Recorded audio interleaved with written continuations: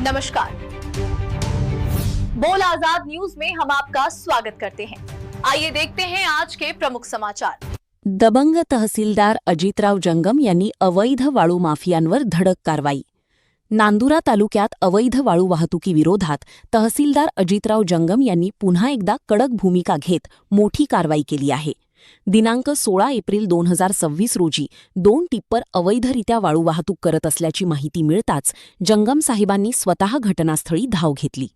तपासणी दरम्यान टिप्पर चालकांकडे वाळू वाहतुकीसाठी आवश्यक रॉयल्टी कागदपत्रांची मागणी करण्यात आली।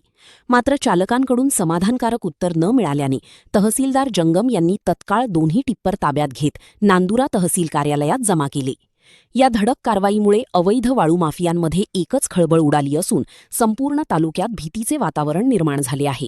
जंगम साहेबांच्या या आक्रमक भूमिकेमुळे अवैध वाळू वाहतुकीवर मोठ्या प्रमाणात आळा बसण्याची शक्यता व्यक्त केली जात आहे।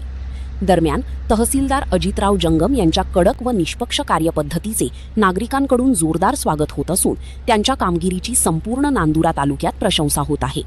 बोला आझाद न्यूज।